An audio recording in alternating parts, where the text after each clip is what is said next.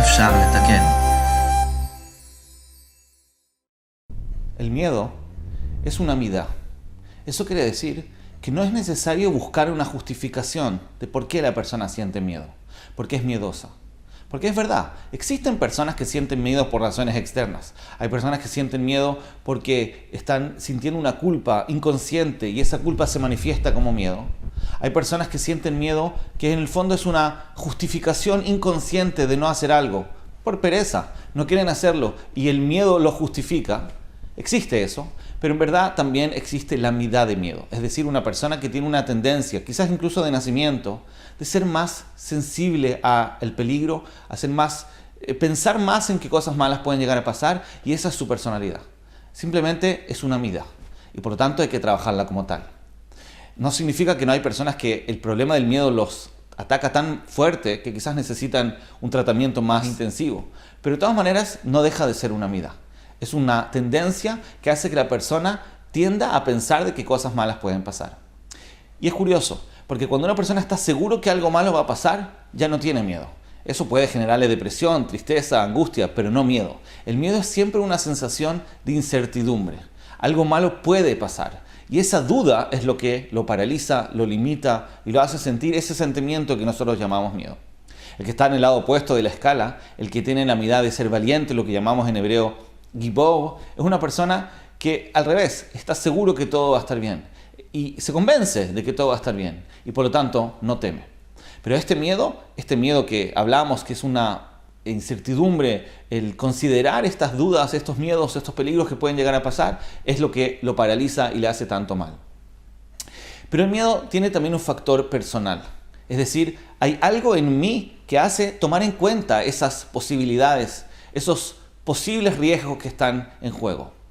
La persona no tiene miedo solamente porque hay algo externo que despierta su miedo.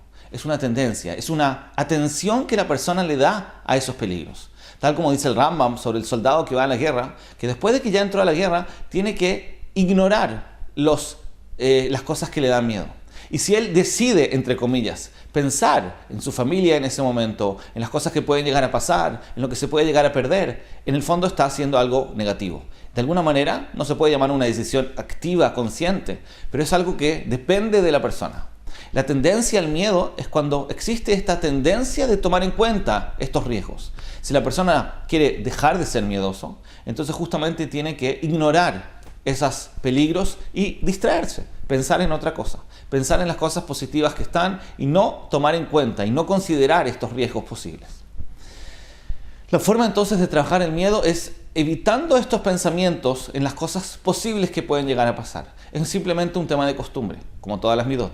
Hay que acostumbrar a la mente a convencerse de que todo va a estar bien o ni siquiera pensar en esas cosas, directamente distraerse. Porque el miedo, como dijimos, es una sensibilidad. Es una atención que la persona le está dando a todos estos elementos que pueden llegar a pasar.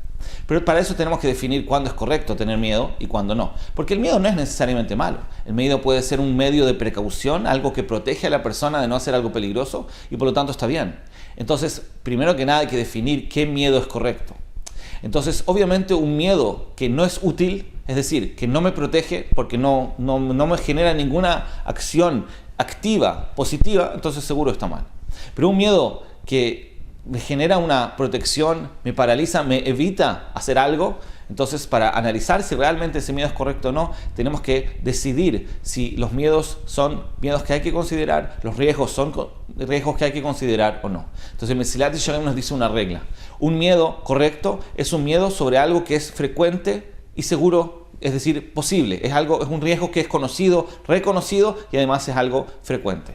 Pero si es un riesgo de algo que no es frecuente o ni siquiera es comprobado que es peligroso, entonces no es correcto temer, especialmente cuando eso evita que nosotros hagamos nuestras obligaciones y nuestros deberes. La persona tiene que trabajar sus midot para que estos miedos que lo paralizan de hacer las cosas que debe hacer, cuando los riesgos no son comprobados y no son frecuentes, entonces ahí es cuando tiene que tratar de distraerse de esas posibles peligros que pueden haber y acostumbrar su mente de no pensar en eso, hasta que poco a poco empiece a ser más valiente, más seguro y hacer realmente todo lo que pueda. Porque el miedo, cuando es exagerado, es paralizante, es incómodo y principalmente nos impide vivir, porque la vida implica la acción, implica los actos y el miedo nos paraliza.